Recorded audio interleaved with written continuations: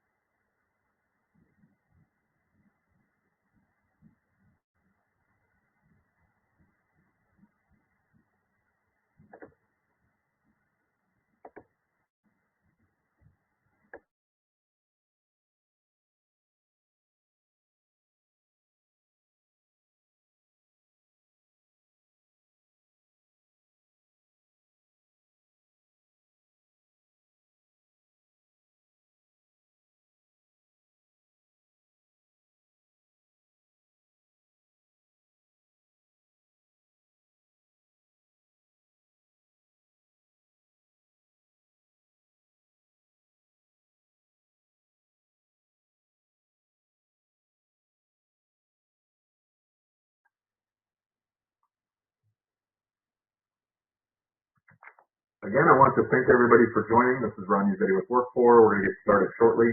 Just giving everybody a few minutes to settle in.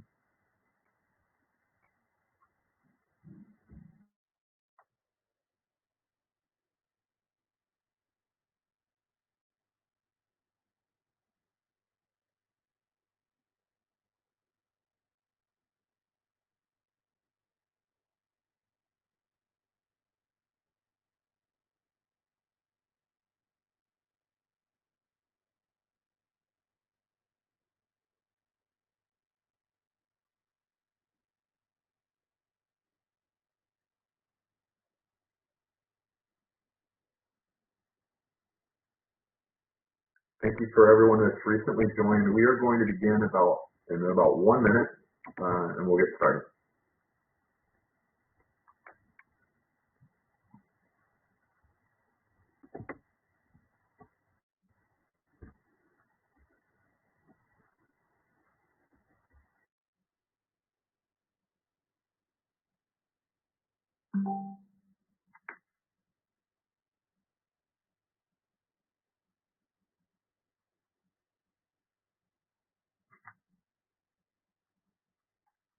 Okay. Good afternoon. This is Ron Yazzetti with Work4, and I'm joined with Amanda from Work4. And today's webinar is going to be turning the Great Resignation into the Great Opportunity. I'm going to go ahead and kick it over to Amanda, and she'll go ahead and get us started. Thanks, Ron. Thanks for joining us today. Today we're here to talk about how your organization can turn the Great Resignation into the great opportunity, and not only survive the phenomenon, but thrive and come out of the other side on top. So a little introduction about Ron and I. I have been with Work4 for 2.5 years. I have spent the last 15 years helping recruiters and employers manage their resources for recruiting and help them navigate everything from social media to the internet to help them find the right candidates for their jobs. Great. And Amanda, my name is Ron. I'm with Work4. I've been with the company actually just had my 10-year anniversary. And so my role here is the head of director of sales and in the U.S., primarily new business. I work with a lot of great employers across the U.S., helping them find new candidates for their opening positions.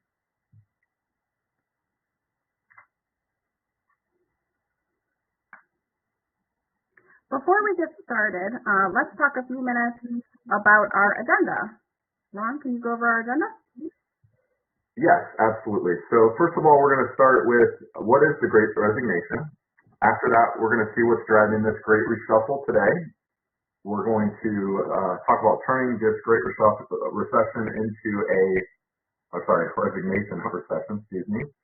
into the Great Opportunity, and including some retention factors. Next, we're going to go over Great Retention starts with Great Recruiting, the truth about turnover, and also discuss some recruiting strategies. Last, we'll finish with some conclusions as well as go over some Q&A. So let's take a few minutes to talk about what the Great Resignation is. These days, it's nearly impossible to go online or open a newspaper without seeing the term the Great Resignation somewhere. But we'll give you a brief recap just in case you haven't heard much about it.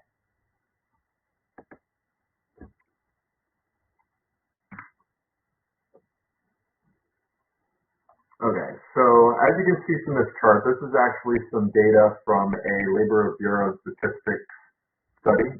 So starting back in July of last year, over 4 million people voluntarily resigned, and that seems to have been a trend since then into present, and that keeps happening each month. So that was something that was recognized by an organizational psychologist named Anthony Klotz at the Texan A&M, and therefore he had dubbed it the period of the Great Resignation, and some of you guys might have heard that recently as we continued into 2022. Now, also looking at the chart may be leaving you with the urge to hit the panic button, but a closer look at the data can show you that it may in fact be a great reshuffle, and if handled correctly, it could provide you with an endless opportunity to refresh your organization.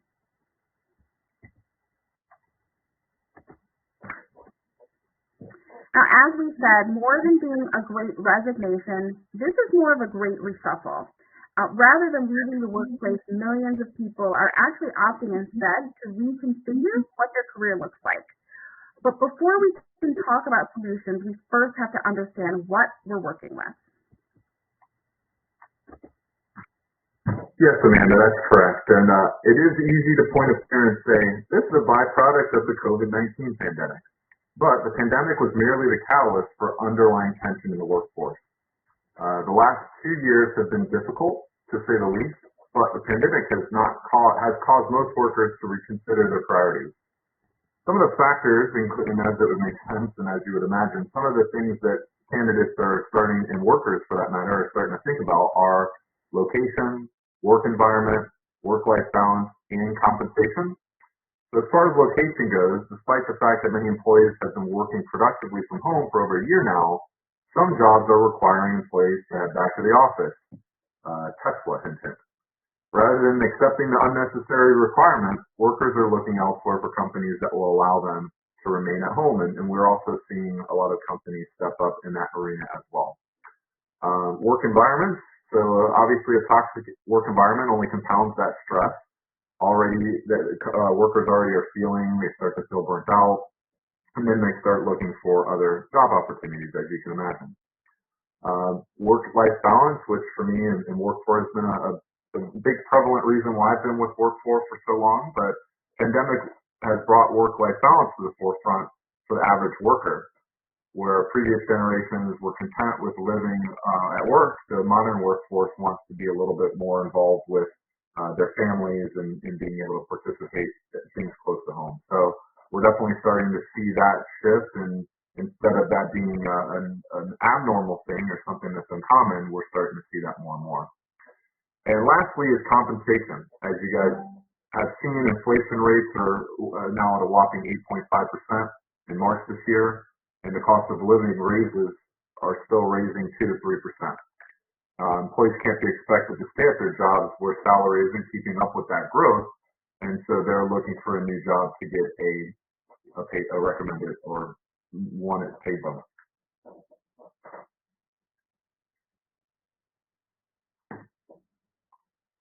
So at this point, you're probably wondering, what can we do to stop this?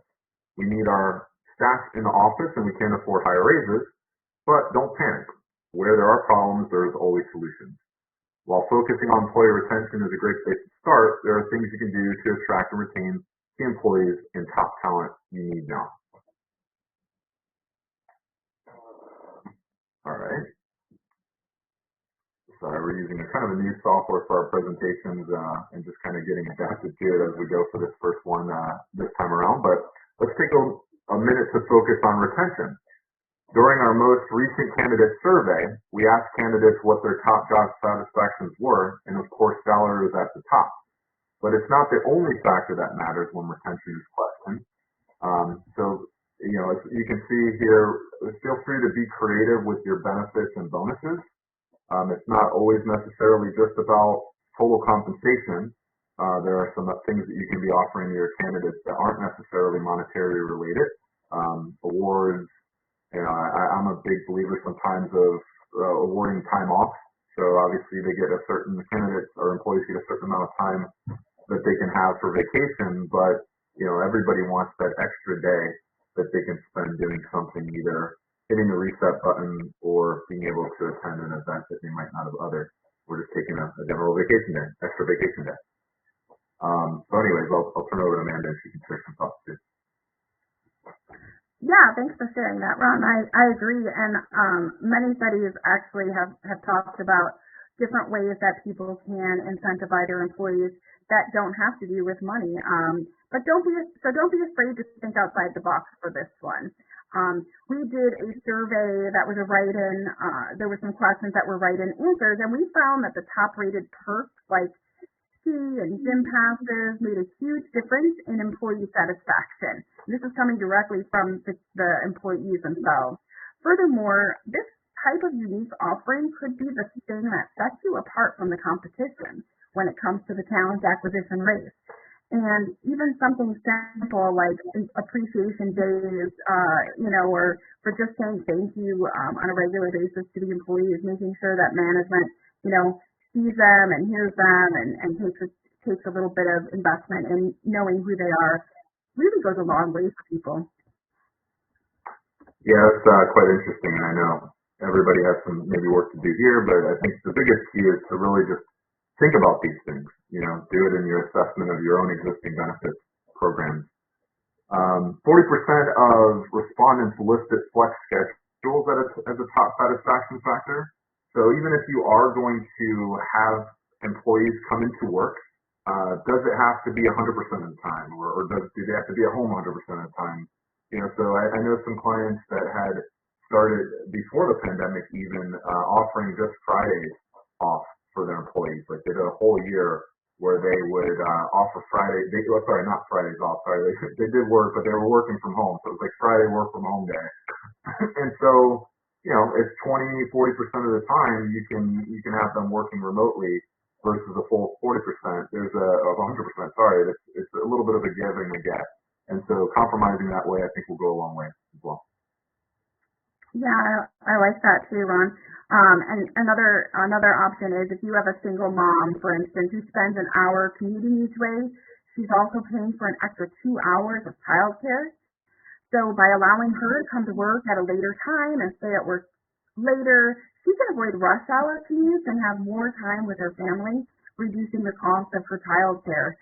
So very valuable for people who need that kind of time management help. Also goes a long way.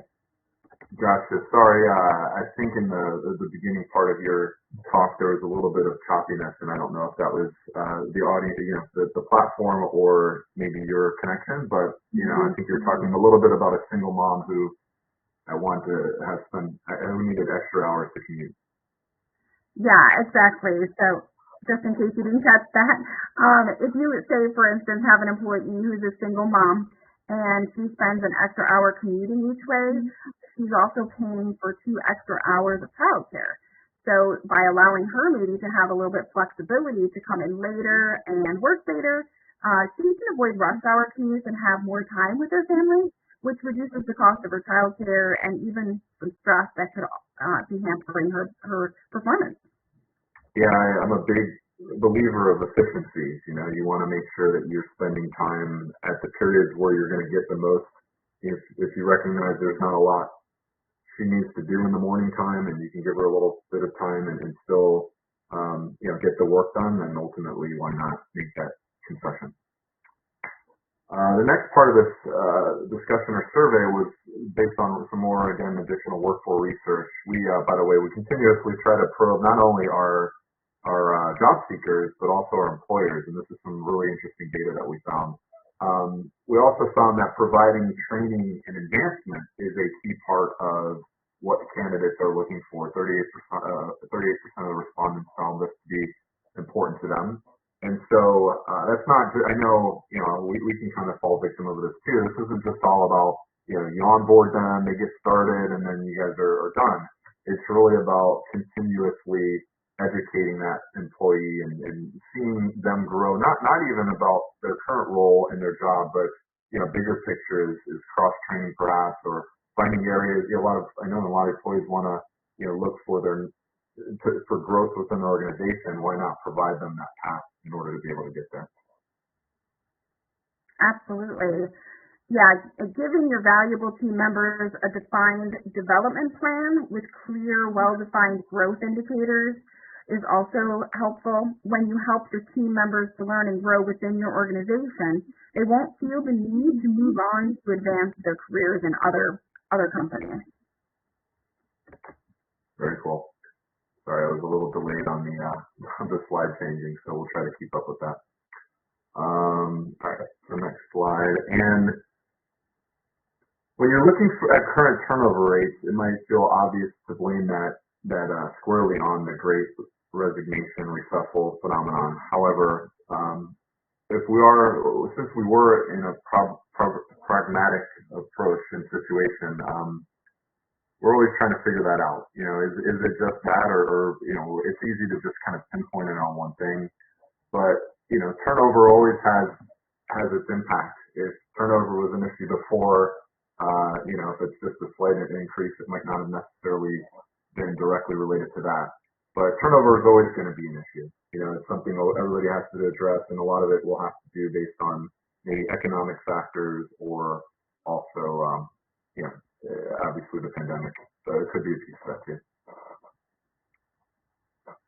All right. Studies have shown, I'm trying to stay up with this, studies have shown that more than 40% of turnover happens within the first 30 days to 90 days of employment, which I found to be quite fascinating. I think from my experiences, a lot of times I feel that this can be stemming from employees who don't have a necessarily clear picture of expectations. But what we learned from this statistic is retention should start during the recruiting phase to be truly impactful. You really need to give that candidate an understanding of what it is that they're going to be getting into before they get started. So the more that you can do that, not only the recruiting process, but also the onboarding process, I think you'll find that can help. So while employee satisfaction should always be a top priority, finding the right hires is even more important than ever before. So we'll kind of take a look at this as we go through the rest of this presentation, but obviously we've seen a lot of history on our own articles and content that suggests that recruiting has a huge impact on retention and employment. So if you guys aren't thinking in that manner, then now is definitely a good time to do that. All right. So before we start recruiting top candidates, you'll find we need to first determine what makes a great candidate for your employee, for your company, and creating what we call a candidate persona. Yeah, in short, your candidate persona is a semi-fictional representation of your ideal employee. So one of the biggest mistakes an employer makes is when it comes to recruiting, it's not taking the time to really define its candidate's persona before looking at candidates. We always put a job description together, but then we need to kind of take the flip side and create the persona of the person who would do that work. Knowing your candidate's persona before you start recruiting, it can make it easier for you to tailor those job descriptions actually in a way that will attract the desired type of candidates that you want. Yeah, so that's actually a good segue into employment branding, and something definitely near and dear to my heart. Employer branding is the story that you tell that shows potential employees what it's like working for your organization. It can be achieved by using specific messaging on social media and other outlets, not just your jobs, not just your job postings, but using all channels that you can and outlets to attract talent and for different prospects that embody your candidate persona. So when used correctly, employer branding can reduce recruiting costs by attracting the ideal candidates to you as an employer of choice. And we'll talk a little bit more about what that means and how you guys can achieve that. All right. So the level of quality of candidates that you're bringing into the organization and to your funnel, frankly, can ultimately be determined by the quality of the talent you hire, which obviously would seem to be pretty logical, but it is obviously sometimes harder to do that rather than just say it. So particularly in a candidate-driven market, which naturally we are, right, because it's such a competitive market space, and the competitiveness for talent is upon us. Hiring the best talent often comes down to speed. Can you reach the best candidate faster than your competitors is really what this boils down to. And we found that with automation, if you try to do that the old school way and the call at a time and email at a time, it will be very hard. So we found that usually automation is really the answer. And so we'll talk a lot about that. But yes, automation is going to help get you in front of that candidate a lot faster. Let's kind of discuss a few other ways that we can help do that. So it's one thing to say automation, but with automation, you think about tools and technology, right? We are in the 21st century. And so companies, this is the best way to scale those efforts.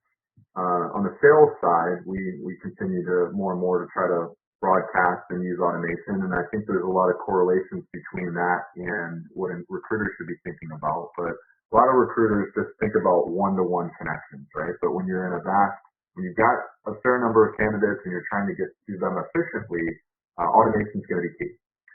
So that's following up on candidates, recruiting strategy and process. It can be time-consuming, daunting. We're not just talking about emails here. We're talking about text messaging. We're talking about chatting apps. All of these are effective current technologies that can be used to help facilitate that hiring process. Sending a message and responding immediately is kind of the standard or the norm, and that's really hard to do when you're trying to communicate to them one at a time. So using a fast,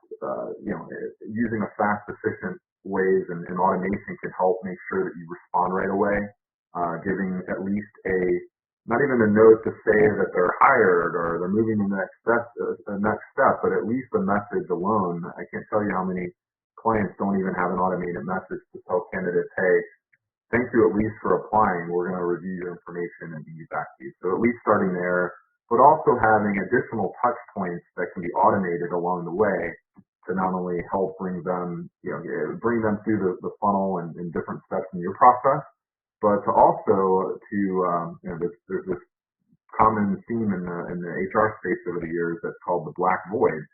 You don't want to send your candidates to the black void where they may have a bad feeling for you, maybe even as a consumer, or they might be qualified for a position in the future. You don't want to leave a bad taste in their mouth. So at least, as simple as the automated rejection letter that says, hey, you don't meet some of my minimum requirements. So the more that you can basically kind of guide them through this process, obviously, especially a lot of the companies we work with are looking for high volume hires, roles, and positions. Having this automation in place is really going to be critical to make sure that your candidates have a great workflow and user experience. The other concept that we've found to be very imperative for success with employment branding, frankly, is going to be what we call social job sharing. This is a process that allows employees to be able to share jobs on their various social media channels. They can engage and attract higher volumes of both active and passive candidates. And when utilized properly, social job sharing turns every member of your team into a recruiter, and every person who sees your job into a potential candidate. So this is something we found to be very valuable with that, not only employment branding, but what we would consider employee referrals as well. So let's talk a little bit more about this. This is actually, sometimes we have to have a little bit of plug on product, and this is actually a product that over the years I've been highly passionate about. We have we're kind of talking in the context of automation, but social job sharing is really a tool that can help automate that. So naturally, yes, we encourage our employers to, as best practice, to encourage their employees to share content and jobs on their social media channel. And so Work4 actually over time has built a tool that will allow employees to be able to do that very easily. So having a unified, obviously, You can do it manually and get by with that if you like, but we really stress having, as mentioned before, automation. It will make it easier on your team, on your employees to get the result that you're looking for. So some key things that I would say you would look for in really any platform is the ability to automate jobs to social media channels, something easy for employees to log in, to set up, to use. We like to use the term set it and forget it.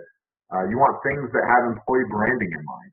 So you guys have your own brand, whether that's images that were crafted by perhaps a marketing person or some images that you guys have from your workforce, but utilizing what we call visual job cards. Obviously, a lot of social media channels are very visual oriented, so you want to be able to capitalize on that space because these are things that candidates are gonna see from their friends in their news feed, and you want to make sure that content's very visible.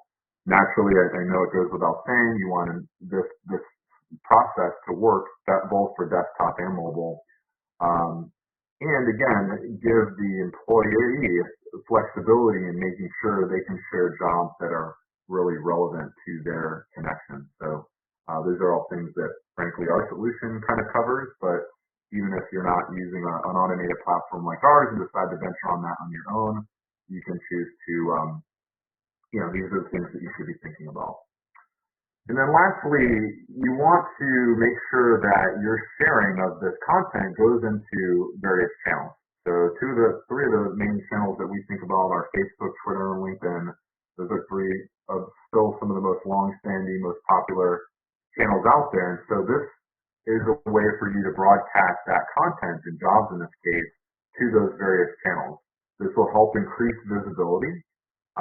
The more people that your jobs get in front of, the better, of course. And so if one of your employees were to share a job, it then gets shared and seen by all the people that person's connected to. So if you can think about the compounding effect of that, if one person's connected to 300 people, if that person shares a job, that's now 300 plus people that is being seen by. And if you multiply that by the number of people in your company, you can start to see the potential virality of what that looks like. Last thing to think about is really you want to encourage employees who are in certain roles to be able to do this. So if I'm in sales and I share content, then naturally people who are in sales are going to see that as well. The same thing if I were in an engineering job or if I were in a logistics job. Whatever role or job type that you're in, you would suspect that individual is connected to people within their industry or space. So the last point I'll make is really you want it to be automated. You can't stress that enough. And so, making sure that the employee has to do the most limited work as potentially possible. All right. So last thing I'll say for now is these candidates hunt for jobs in much the same way that you hunt for products. So recruitment marketing effectively turns your talent acquisition into a sales force. Right? And their mission is to sell candidates on a new career. So really recruitment marketing is about giving your recruiters the ability to really broadcast that and try to get that content out in the market the same way and do some of the same old school processes that your marketing team does to try to get your product out there. So just kind of keep that in mind as you go along. All right, I think we're coming kind of close to the end, and next slide is really about just thinking about recruitment marketing as really not just a hub for jobs, really. It's about creating a presence that allows not only jobs to be shared, but things about your brand as well. And you don't want to just stick to sharing your jobs out on job boards. You really want to be able to broadcast that to all the various social media sites as well. And that's what you should be thinking. So ultimately, whether it's Facebook, Twitter, Instagram, Snapchat, all these channels come with risks and things to overcome or think about. But for the most part, you should really be thinking about these various channels, and each one of them might be relevant based on the job type that you're focusing on. So it's where most candidates are spending their time, frankly. Some of them active candidates for that matter are searching job boards, but really that passive candidate, that elusive candidate are going to be on those social media channels, and that's where you want to start thinking about and dedicating some time to. So I know I've spoken a lot, but I'm going to turn it over to Amanda, and she's going to talk a little bit more about um, a guide to that social media marketing effort. Thanks so much, Ron. So in a candidate-driven market, as competition for top talent heats up, employers will need to invest more time and money into recruitment marketing. And if they want to stand out from the crowd and connect with the right candidates, it's just the way it is happening these days. So we feel strongly about this topic that a few weeks from now, we will be starting a 3-part webinar series titled The Complete Guide to Social Recruitment Marketing, and we'll be emailing out your invitation after this webinar, so keep an eye out. Yes, looking forward to that one as well. We've got a lot of quality events happening in the near future, so definitely feel free, if you like the content in this webinar, definitely feel free to stay tuned for future webinars as well. You can like some of our social media channels, and we'll constantly update the next events on there as well. So, in conclusion, if the Great Reshuffle is causing chaos for your company, it's time to rethink your hiring and retention strategies and make changes that can reduce the impact of this phenomenon. Now is the time to embrace these exciting times and show how agile, adaptable, and attractive your organization can be to candidates as they decide where to go next. So, all right, folks, it's time for the Q&A segment. We definitely appreciate your time. If you do have questions for us, please drop them in the chat, and we'll start from the top down, and we'll do our best to answer them as we go along. You can go ahead and use the chat section on the right-hand side. Go ahead and submit a question, and Amanda or I will go ahead and answer them for you. So we'll give you guys a minute or two to go ahead and submit some questions. I do start to see a few coming through, so we'll let them populate and then answer them accordingly. All right, so the first question I have is from Courtney. And Courtney says, do you believe this trend of employees leaving the workforce, do you believe it will continue? Well, Courtney, I do think we'll see, we won't see the same level of mass exodus from the market as we saw obviously last year, but I do think you'll see a continuing of people leaving the workforce. That's why we think it's critical to adapt the benefits that you guys are offering to align with what the workforce is presently looking for. That's definitely going to be my suggestion. Obviously, the economy, the potential looming recession are out there, and that could make a dent on the current demand, the job demand, which ultimately might offset the lack of labor pool in the market area. But overall, I think there's just going to be a continual reshuffling, if you would, right? Companies that can adapt to this new workforce demand, and ultimately, I think those companies are going to perhaps, nobody's going to want to work for them, frankly, and they might have to maybe readjust their mindset when it comes to these things. But ultimately, I think that the ones that can adapt, the companies that can adapt to this new modern way, are going to be the ones that are going to thrive. Okay, next question comes from Steven. So Steven asks, what kinds of things should be defined about an ideal candidate persona? Good question, Steve. This is one of my favorite topics here. Really what you want to start with is research.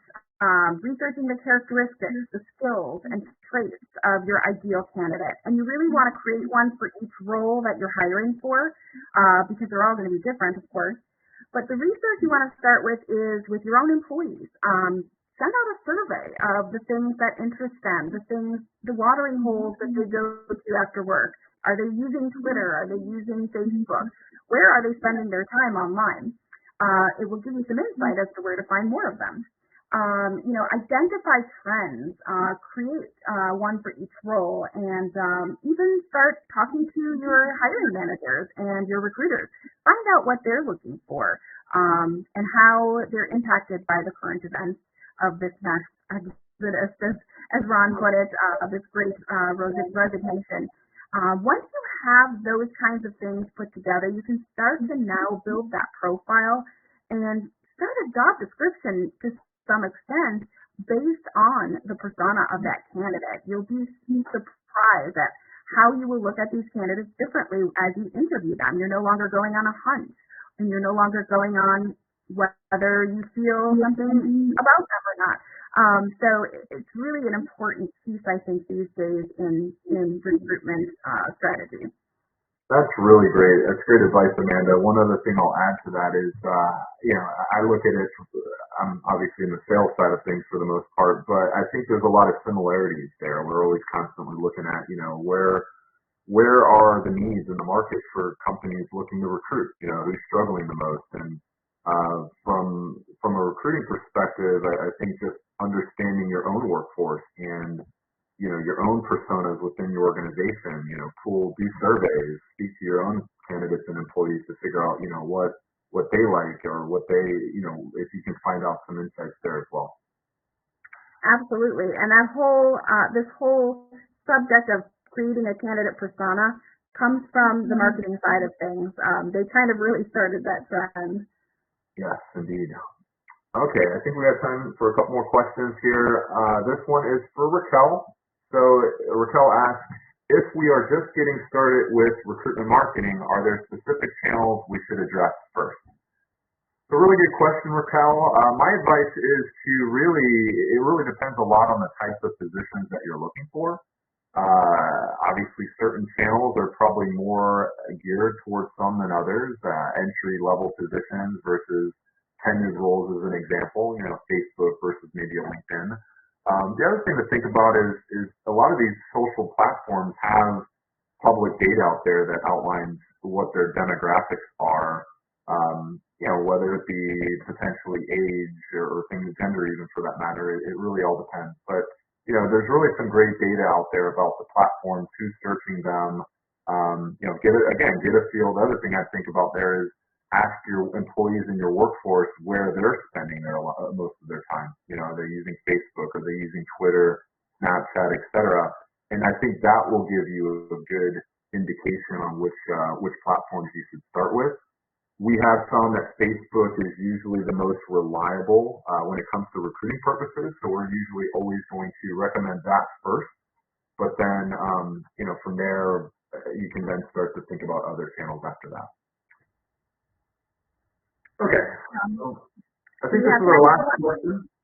Yeah, I think we have time for one more, and if you want to take it, Amanda. It is from Tyson. So Tyson asks, hi Tyson. Are there differences between how to attract across generations? That's a very, very good question because that subject continues to be important, right? Especially when we're looking at automation and we're looking at new technologies. We're not really able to sit with them and spend more time up front with them. So when it comes to this, Gen Z versus the baby boomers is a huge age gap. We're getting more Gen Zs in. Of course, they're more tech friendly, but you'd be surprised because Facebook actually has a good cross section of people. Of all the millions of people, we see a large number of people that are in the baby boomer and all the way down to Gen Z using it. So there's a wide audience there that you can hone in on. Both do use social media, but they use it in different ways. So finding out maybe from your own employees, what kinds of social media are they using, and you can kind of base that on where you're going to look for candidates as well. But other things that really go a long way are going to be transparency. Both of these generations want to know that they're valued. They want to be acknowledged, even in small ways. They want their managers to say hello to them. But they also love transparency. Across generations, you're going to find that people love to know what's up with the company, what's going on, keep them abreast of development, keep them abreast of changes, and changes within their own role, but company-wide. So transparency, written compensation plans for each employee is really important. And I think those are just some of the ways you can definitely attract those and keep those cross generations. Great. Thank you so much, Amanda. Thank you, Tyson. Thank you, everyone, for joining. I'm just going to go ahead and leave this slide up for a few moments. This is Amanda and my information. If you guys decide you want to follow up with us after the webinar, the one thing I'll say in closing is really communication is key. get a pulse of, even if you can't pulse the market, we try to do that ourselves, but it's hard. At least pulse your own organization. Get a feel for what your employees are looking for, what benefits speak to them, and really go from there. If you at least were to start in the fashion, I think you'll go a long way in this, figuring out what your employees are looking for, and that way, you can reduce turnover, you can attract the right talent. So if you're on top of those things, I think it will go a long way. Thank you guys so much for your time. I hope you guys have a rest of the week. Yeah, thank you, Amanda, for joining me. Thank you, Ron. Yeah. Awesome, guys. Thank you. Have a great week, everyone. Bye.